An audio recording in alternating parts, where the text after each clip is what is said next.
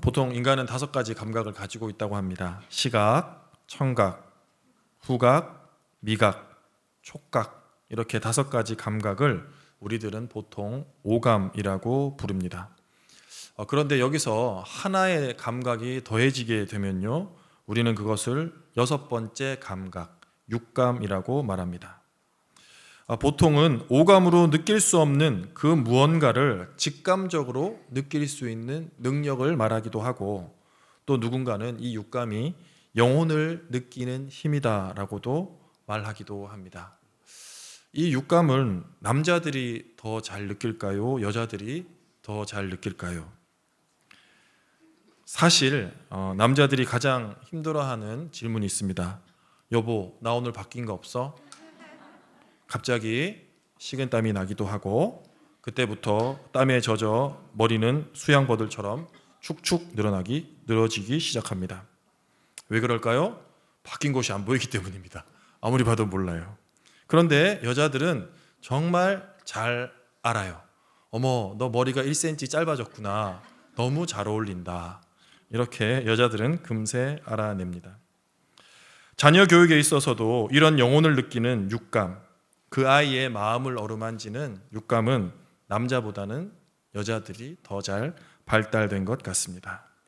유대인들을 정의할 때요, 아빠가 아무리 신실한 유대인이어도 엄마가 안 믿으면 유대인이 될 수 없어요. 아빠가 별로 안 믿고 맨날 밖에 나가 있어도 엄마가 신실한 유대인이면 즉시 유대인입니다.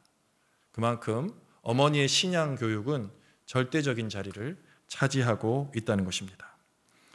남자들은 잘 몰라요. 아이들이 알아서 크는 줄 알아요. 말해봐도 별로 소용이 없어요. 그냥 빨리 회사 갔다 오면 밥 주고 재우면 됩니다. 너무 큰 기대를 하지 마시기 바랍니다. 사무엘서의 시대적 배경은 사사시대입니다. 사사시대는 모두가 하나님의 말씀보다 자기의 옳은 대로, 자기의 소견대로 행하는 것이 사사시대입니다. 그러니 나라의 희망이 어디에 있고 나라의 미래가 어디에 있겠습니까? 그래서 하나님은 한 개인인 한나의 부림을 통해서 이스라엘의 민족의 영적인 부림 상태를 나타내고자 했습니다. 또한 그 한 여인의 믿음을 통해 새로운 생명인 사무엘을 태어남으로 이스라엘 민족에게 새로운 희망을 제시하고 있는 것입니다. 우리는 2주 전에 한나의 그 간절한 기도와 또 사무엘의 탄생까지 함께 알아보았습니다. 그리고 그 아이를 주시면 하나님께 바치겠다는 서원을 한 한나는 이제 사무엘이 태어나고 젖을 뗄 무렵에 그 서원을 갚기 위해 성전으로 올라갑니다. 1장 24절 정도에 보면요, 이 아이를 성전에 바치면서 소를 무려 3마리나 잡으면서 성전에 가서 사무엘을 하나님께 바치는 예식을 진행하게 됩니다. 그 사무엘을 바치면서 부르는 노래가 우리가 흔히 알고 있는 2장 1절부터 10절까지의 한나의 기도입니다. 엄밀하게 따지면 한나의 기도라기보다는 한나가 하나님께 사무엘을 드리며 부르는 찬양에 가깝습니다. 여러분들이 가지고 있는 성경을 보시면 1절부터 10절까지는 이렇게 들여쓰기가 되어 있을 거예요. 한 칸씩. 그거는 시나 노래이기 때문에 그렇습니다. 먼저 4절부터 8절까지는 한나의 기도에 대한 핵심을 나타내고 있습니다. 제가 5절만 먼저 받들어 읽도록 하겠습니다. 풍족하던 자들은 양식을 위하여 품을 팔고 줄이던 자들은 다시 줄이지 아니하도다. 전에 임신하지 못하던 자는 7을 낳았고 많은 자녀를 둔 자는 쇠약하도다. 아멘. 약한 자가 강해지고 넘어진 자가 일어나며 풍족한 자는 가난해지고 줄이던 자는 배불러지며 아이를 못 낳던 여인은 아이를 낳는다는 일들이 일어난다고 고백합니다. 그리고 그 일을 주관하시는 분이 바로 여호와 하나님이심을 고백합니다. 이 모든 한나의 기도를 한마디로 정의하자면 역전의 하나님을 말해주고 있습니다. 하나님을 믿는 우리들도 그 믿음 따라 우리의 모든 것들도 역전된다고 말해주고 있는 것입니다. 그래서 하나님은 역전의 명수세요. 기독교는 언제나 역전의 종교였습니다. 가장 작고 나약했던 한 인물이 믿음을 가지고 나면, 하나님을 만나고 나면 그 사람을 통해 하나님은 세상을 새롭게 하고 모든 상황을 반전시키시고 역전시키십니다. 목동 다윗이 그러했고 이방 여인 룻이 그러했습니다. 핍박을 받았던 많은 로마 시대의 그리스도인들이 자신의 신앙을 지킴으로 결국 거대한 로마 제국이 하나님을 믿는 기적도 일어났습니다. 특별히 우리나라는 복음이 들어오기 전까지 여성들의 인권이 그렇게 높지는 않았던 것 같아요. 여자들은 일단 공부를 많이 안 시켰습니다. 여자는 그저 아이 낳고 집안 살림 잘하는 여자가 최고였어요. 그래서 똑똑하고 머리가 조금만 영특해서 조금만 목소리를 높이면 어른들은 이런 말을 하곤 했습니다. 암탉이 울면 집안이 요즘은 흥한다인데 옛날엔 망한다, 이렇게 얘기를 많이 했습니다. 호통을 쳤습니다. 그래서 불과 몇십 년 전만 해도 여자아이들은 초등학교만 나오면 학교를 안 보내는 일도 많았습니다. 학교에서는 육성회비를 내라고 합니다. 집에 가서 아버지한테 육성회비 달라고 그러면 안 준다 그래요. 다시 학교 가면 육성회비 내라 그래요. 또 집에 가면 아버지 어머니는 육성회비 안 준다 그래요. 그렇게 울면서 아버지 나 학교 가고 싶어요, 나 학교 가고 싶어요 이야기해도 당시 부모님들은 돈도 없고 환경도 어려우니까 야, 환경이 이렇게 해서 못 보낼 것 같다 이렇게 표현해야 되는데 또 표현도 서툴러요. 그러면 그냥 때리는 거예요. 이놈 시키 하면서 막 때리고 또 울고 뭐 이렇게 가게 되는 것입니다. 그러나 복음이 우리나라에 들어오면서 예수님을 믿는 선교사님들은 가장 먼저 여성들과 고아들을 먹이고 교육시켰습니다. 그들에게 공평한 교육의 기회를 제공하였고 지금의 많은 기독교의 여대들이 그 교육기관의 전신들입니다. 수많은 여성들이 하나님을 만나 그들이 공부를 하고 대한민국의 발전을 위한 봉사를 마음껏 할 수 있었습니다. 예수를 믿는 여성들에게 교육의 기회가 제공되어 사회로 진출하고 그들이 하나님 나라 또 나라를 위해 열심히 일할 수 있었습니다. 그러므로 하나님은 역전의 하나님이십니다. 이란 왕국에 가면요, 현관에 거울로 잘 이렇게 모자이크가 된 아주 아름다운 예술품이 있다고 합니다. 이 거울 모자이크를 보려고 많은 사람들이 그 왕국으로 온다고 해요. 천장부터 작은 기둥까지 전체가 그 유리 조각 모자이크라고, 거울 조각 모자이크라고 합니다. 그 모자이크를 조명에 딱 비추면은 막 무지갯빛이 막 아름답게 돌아서 정말 환상적인 분위기를 나타낸다고 합니다. 그 작품은 아주 세계적인 미술 작품이 되었습니다. 그러나 사실은 이란 왕국에서 아주 멋진 큰 거울을 유럽에서 주문했습니다. 그런데 거울이 너무 크기 때문에 운송하는 도중에 그 거울은 그만 깨지고 말았습니다.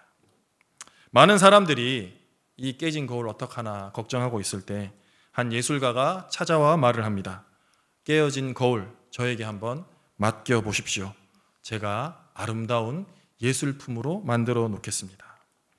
예술가는 깨어져 버린 그 거울을 통해 예술가의 손에 그 깨어진 거울이 만나버리니까 아름다운 예술 작품으로 역전해 버리는 것입니다.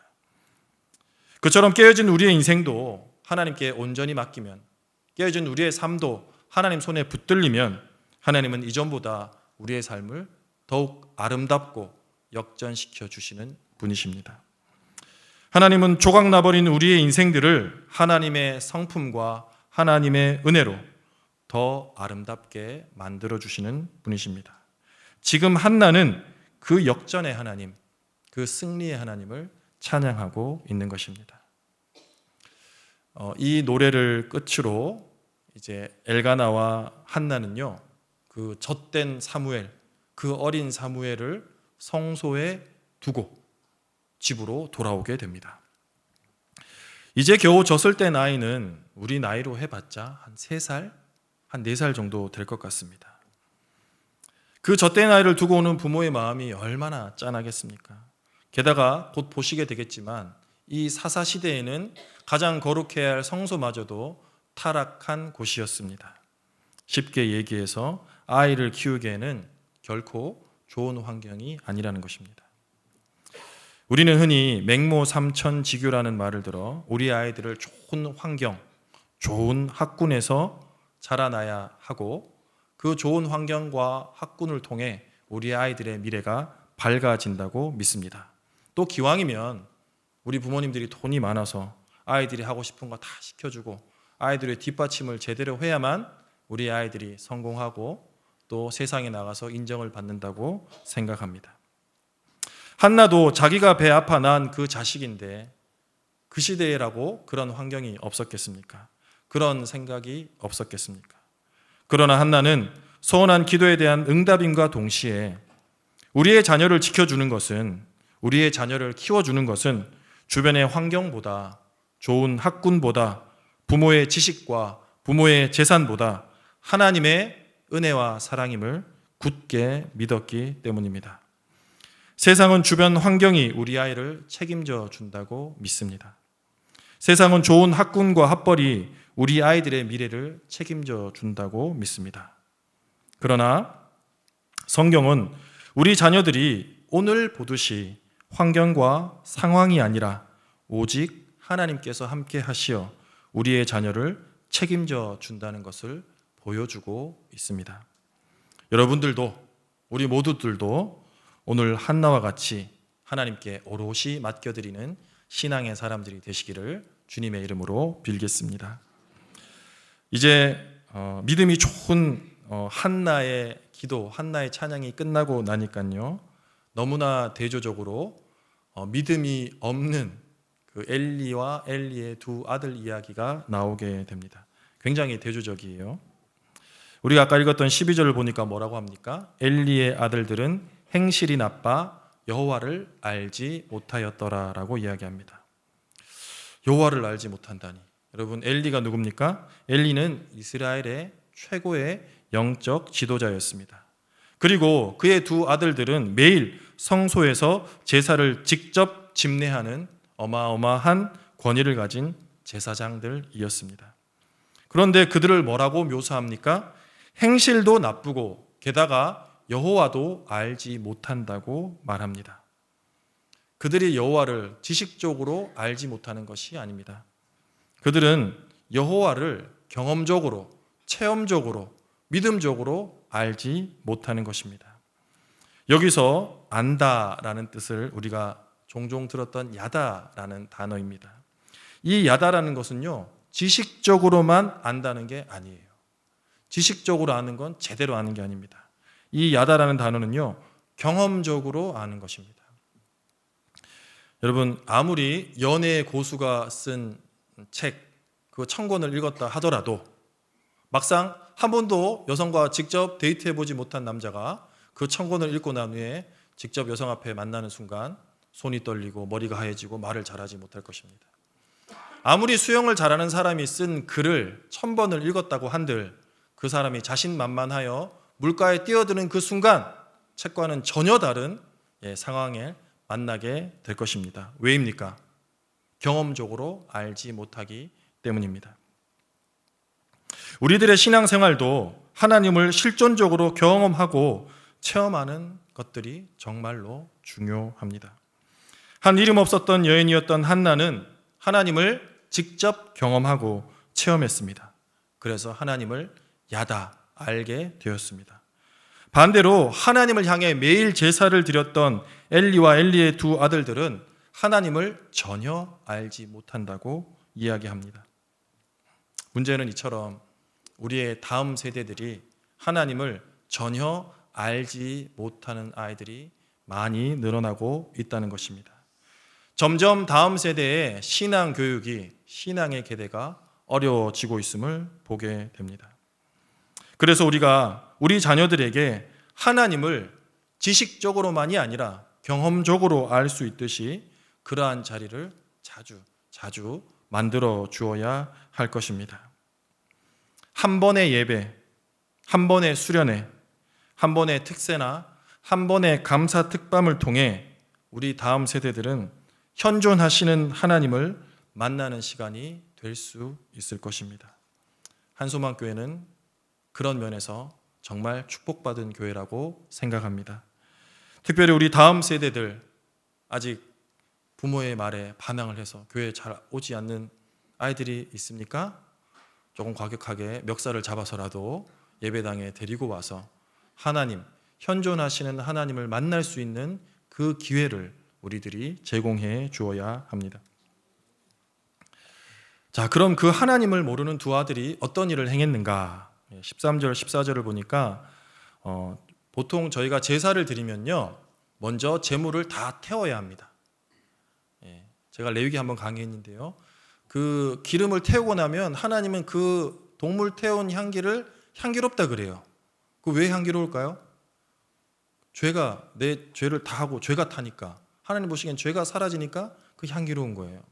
그렇게 먼저 다 제물을 태우고 난 뒤에 남는 고기들을 먹어야 합니다. 그런데 이 엘리의 두 아들들이 얼마나 행실이 나쁘냐면, 먼저 큰 삼지창 갈고리를 솥에 이렇게 두고 있으면 이렇게 큰 포크를 가지고 계속 휘저어요. 그거 어떻게 했습니까? 고기 큰 것들이 다 나오겠죠. 아마 한 90%는 다 가져갔을 거예요. 그 고기를 다 가져가 버리는 거예요. 게다가 이것은 원래 제사장의 규율도 아닙니다. 원래는 제사장들은요, 오른쪽 뒷다리와 가슴살만 가지고 가게 되어 있어요. 그러나 지금 무슨 시대입니까? 사사시대입니다. 그저 자기들이 옳은 소견대로 하고 있는 것이에요. 그런데 거기다가 더해서 하나님의 제물은 반드시 삶아 먹어야 하는데, 이 사람들이 맛을 좀 잘 알았던 것 같아요. 고기도 많이 먹어본 사람들이 안다고 고기를 자기들은 구워 먹겠다라고 이야기하고 빨리 물에 넣기 전에 생고기 먼저 다오, 이런 얘기를 하고 있는 것입니다. 아마 이 엘리의 두 아들들이 모르긴 몰라도 미각이 굉장히 뛰어났던 것 같아요. 요즘 얼마 전에 유행했던 흑백 요리사의 백종원처럼 고기가 이렇게 익힘 정도를 중시했을 수도 있을 것입니다. 제주들에게 또 16절 후반절에 그 사환이 너 고기 안 주면 내가 억지로 빼앗겠다라는 표현이 있습니다. 이 단어는요, 사실은 네가 고기를 주지 않으면 내가 폭력을 써서라도 네 고기를 빼앗겠다라는 표현입니다. 그러니 교회 목회자가 너 지금 안 내놓을래 하고 내가 너 한 대 친다, 이런 것과 지금 비슷한 상황이에요. 게다가 이들이 이렇게 하는 이유를 17절은 밝혀주고 있습니다. 그들이 이렇게 나쁜 짓을 하는 이유는 하나님의 제사를 멸시했기 때문이라고 말합니다. 제사를 멸시했다는 말을 요즘의 단어로 바꾸어 보면 예배에 실패했다는 말일 것입니다. 예배에 실패하면 다 실패합니다. 예배에 성공하면 다 성공합니다. 여기서 제사라는 단어는 선물 또는 제물이라는 단어입니다. 이들에게 주어진 하나님의 특권, 하나님의 선물인 그 제사장직이라는 거룩한 직을 가벼이 여기고 그들은 제사 예배에 실패하게 된 것입니다. 이들이 왜 이렇게 서슴없는 짓을, 이런 죄악들을 저질렀을까요? 첫 번째는 하나님을 제대로 알지 못했기 때문입니다. 그리고 두 번째는 그 아버지인 엘리로부터 바른 신앙의 교육을 받지 못했기 때문입니다. 엘리의 두 아들들은 자신들이 받아야 할 목보다 더 많이 받기를 원하고 있습니다. 요즘 이야기로 하면 더 크게, 더 빠르게, 더 많이라는 세상의 논리와 전혀 다를 바 없이 살아가고 있다는 것입니다. 그럼 그 두 아이들은 그런 세상의 논리를 누구로부터 배웠겠습니까? 그것은 두말할 나위 없이 엘리에게서부터입니다. 성직자라면, 예수를 믿는 그리스도인이라면 자신들이 가진 것에 대해 응당 감사하고 자족할 줄 알아야 하는데 엘리의 두 아들들은 전혀 그렇지 못했습니다. 성경은 우리와 우리 자녀들이 스스로 자립하고 스스로 자족하고 살아가라고 말합니다. 성경은 일관되게 우리가 자립하고 자족하는 사람이 되기를 요청하고 있습니다. 에베소서에는 자기의 짐은 자기가 지라라고 말하고 있습니다. 그런데 요즘은 어떻습니까? 우리의 젊은이들은 어떻습니까? 요즘 캥거루족이라 그러죠? 30, 40 심지어 신이 돼도 부모에게서부터 독립하지 않습니다. 부모에게서부터 자립하지 않아요. 엄마, 5만 원만. 실제예요. 전혀 스스로 자립할 생각을 하지 못합니다. 너 돈 부족하니? 걱정하지 마. 아빠가 돈 대줄게. 너 그거 안 될 것 같아? 걱정하지 마. 아빠가 너 데리고 살게. 아무리 그렇게 얘기한들 그 아이의 인생을 끝까지 부모가 책임져 줄 수 있겠습니까? 아무리 여러분들이 돈이 많다고 한들 그 아이의 인생을 바르게 그 돈으로 인도할 수 있겠습니까? 성경에서 말하는 자립과 자족은 세상이 말하는 자립과 자족과 완전히 다릅니다. 지금 이 엘리의 두 아들들은 자기에게 주어진 재물을 만족하지 못했습니다. 더 많은 연봉, 더 좋은 직장, 끊임없이 경쟁하고 남들을 짓밟고 살아가는 황제의 논리, 세상의 논리와 전혀 다를 바가 없습니다. 그러나 성경은 우리들에게 주어진 현재의 경제적 여건에 맞추어 살아가는 것이 그리스도인이라고 말해주고 있습니다. 어떤 목사님의 말씀처럼 만약 여러분의 급여를 스스로 만족하지 못하고 매일 여러분의 아내가 여보 돈이 부족하다. 돈 좀 더 벌어와라. 여보 돈이 왜 이것밖에 안 되냐라고 계속 말한다면 남편이 공무원이면 100% 뇌물 받게 되어 있습니다. 남편이 사업을 하는 사람들이면 100% 탈세하게 되어 있습니다. 남편이 건설업을 하는 사람이라면 청에, 군에 뇌물을 주고 요즘 말하는 순살자의를 만들게 되어 있습니다. 자기가 가진 것, 자기가 받는 것에 만족하지 못할 때 우리는 죄악으로 빠지게 되어 있는 것입니다. 젊은이들은 일확천금을 노리고 이상한 곳에 투자하다가 패가망신하는 일도 얼마나 많습니까? 내게 맞는 이 환경과 물질에 감사할 줄 알 때 하나님은 그런 사람들을 통해서 하나님의 역사를 새롭게 써내려 가실 것입니다. 그리스도인이라면 주어진 경제적 환경에 스스로를 맞추어 살아갈 줄 알아야 합니다. 엘리 제사장은 나중에 블레셋과의 전쟁에 패하면서 자녀들이 죽고 괴가 빼앗겼다는 소식을 들을 때 의자에서 넘어져 죽습니다. 그때 이제 목이 부러져 죽거든요. 그런데 그때 죽는 이유를 그가 비둔하기 때문이다라고 표현하고 있습니다. 이렇게 비둔하다. 물론 살이 쪘다는 표현일 수도 있겠지만 그만큼 많은 것들을 욕심을 내었다라는 표현으로 볼 수도 있겠습니다. 엘리 제사장 또한 하나님께 주어진 것에 만족하지 못하고 모든 것에 욕심을 내었다는 표현일 수도 있습니다. 그러므로 오늘부터 우리와 우리 자녀들에게 우리에게 주어진 환경과 상황마저도 하나님께서 우리에게 형편에 맞게 주신 것임을 믿고 자족하고 자립하는 믿음의 사람들이 되기로 결단하십시다. 두 아들의 타락한 이야기가 나오자마자 또 보란 듯이 이제 사무엘 이야기가 나옵니다. 제가 19절을 한번 읽어드리겠습니다. 그의 어머니가 매년 드리는 제사를 드리러 그의 남편과 함께 올라갈 때마다 작은 겉옷을 지어다가 그에게 주었더니. 지금 한나는 사무엘과 떨어져 있습니다. 그리고 매년 드리는 제사를 드리러 갈 때마다 사무엘을 만난다라고 이야기하고 있는 거예요. 그러니까 사무엘을 1년에 한 번 보는 겁니다. 얼마나 애틋하겠습니까? 1년에 한 번 보는 아들이. 사무엘이 그런데 이렇게 바르게 클 수 있었던 이유는 무엇인가? 여러분 시간보다 질이 중요하거든요. 한 번의 예배, 한 번의 만남, 한 번의 멘토와의 바른 만남을 통해서 인생이 바뀌는 사람이 있고 한 번의 예배를 통해 하나님을 만나고 삶이 180도 바뀌는 사람들이 있어요. 아마 한나는 그렇게 한 번의 이 만남을 너무나 소중히 여겼을 것입니다. 사무엘과 이 한 번의 만남을 정말 신앙 교육의 마지막이다. 정말 내가 할 수 있는 최선을 다하겠다는 생각을 하고 사무엘에게 살아계신 하나님, 현존하시는 하나님, 우리의 삶을 인도하시는 하나님을 전해 주었을 것입니다. 게다가 무엇을 지어주었다고 적혀 있습니까?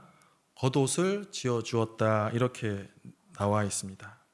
이 겉옷은요, 한나가 사무엘에게 가지고 있는 지속적인 관심과 사랑을 의미합니다. 제 옷이 어떻습니까? 예, 아주 잘 나온 것 같아요. 제 옷이 몸에 딱 맞게. 요즘은 이렇게 옷이 만들기 쉽습니다. 그냥 뚝딱 해서 우리가 그냥 옷가게 가서 사면 되잖아요. 근데 옛날에는 그게 아니라는 겁니다. 그저 한실 한실 시줄과 날줄로 옷 만들고 그 다음에 한 땀 한 땀 떠가면서 또 옷을 만들어 갔습니다. 게다가 사무엘은 지금 한창 성장하고 있을 나이 아닙니까? 그러니 1년에 한 번 만나면 어느 정도 컸나 그거 생각하는 거예요. 아유, 우리 아들 얼만큼 컸을까 생각하면서 한 땀 한 땀 옷을 만들었을 거예요. 바느질을 할 때마다 사무엘을 위해서 기도하는 것은 당연했을 것입니다. 옷감을 짤 때마다 사무엘의 영혼을 주님께 의탁하며 기도한 것 또한 당연했을 것입니다. 엘리와 지낸 360일보다 한나와 지낸 그 단 하루가 사무엘에게는 더 큰 신앙 교육이 되었을 것임을 확신합니다. 왜입니까? 부모이기 때문에 그렇습니다.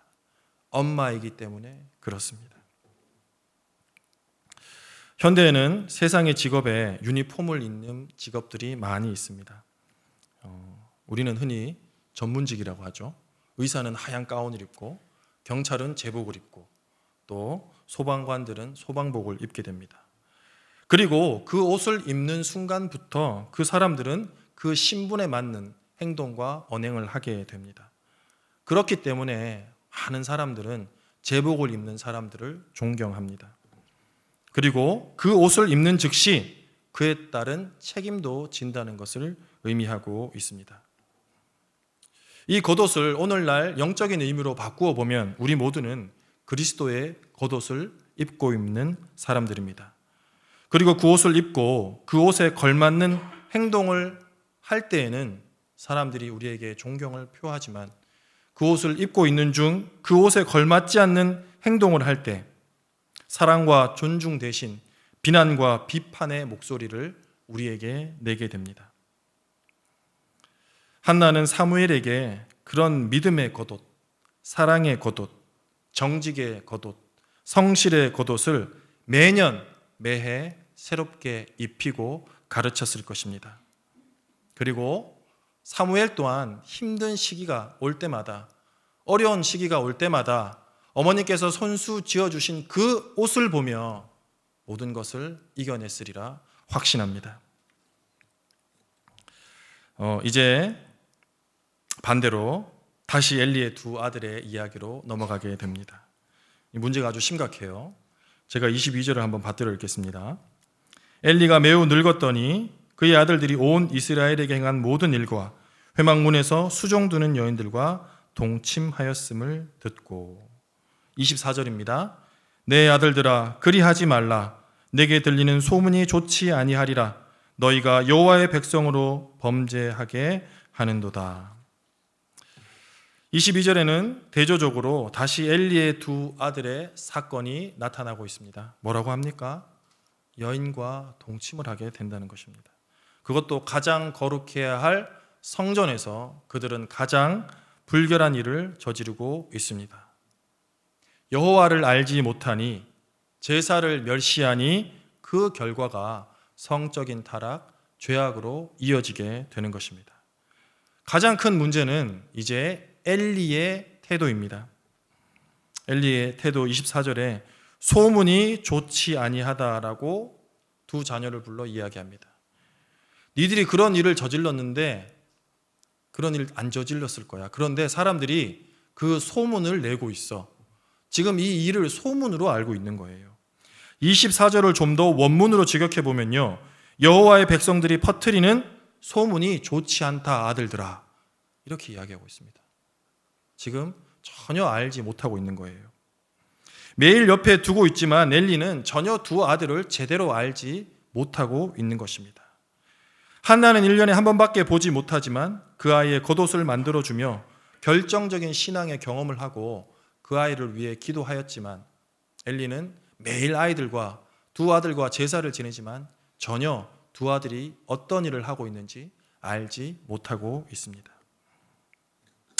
아마 이것이 가정교육에 있어서 어머니의 중요성을 나타내는 것일 것입니다.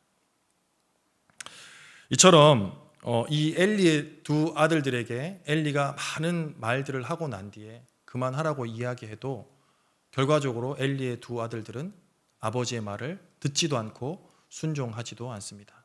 이미 아버지의 권위도 아버지의 존경도 사라진 이유이기 때문일 것입니다. 온갖 죄를 짓고도 회개치 않는 두 아들들은 결국 하나님 앞에서 심판을 받게 됩니다. 성경은 거의 모두 남자의 이야기로 이루어져 있습니다.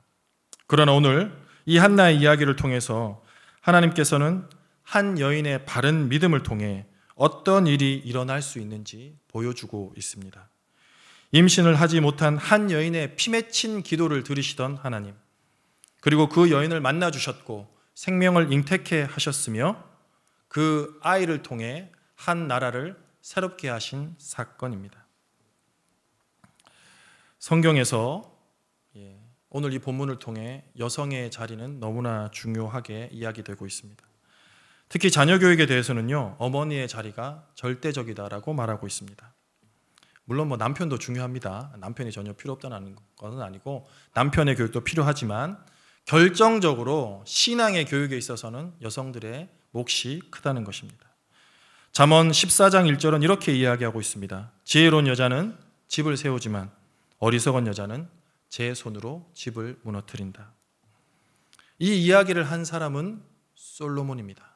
솔로몬은 당시 가장 지혜로운 사람이었고 왕으로서 말 한마디면 성도 거뜬히 지을 수 있는 권세자였습니다. 그런 그 솔로몬도 자식은 어찌할 도리가 없었던 모양입니다. 자기가 자기 말로 집을 바로 세우지도 못했습니다. 그러면 그 집을 바로 세울 수 있는 사람은 누구입니까? 엄마입니다. 한나와 같은 여인입니다. 그 여인을 통해 그 가정의 신앙을 바로 세울 수 있다고 말하고 있습니다.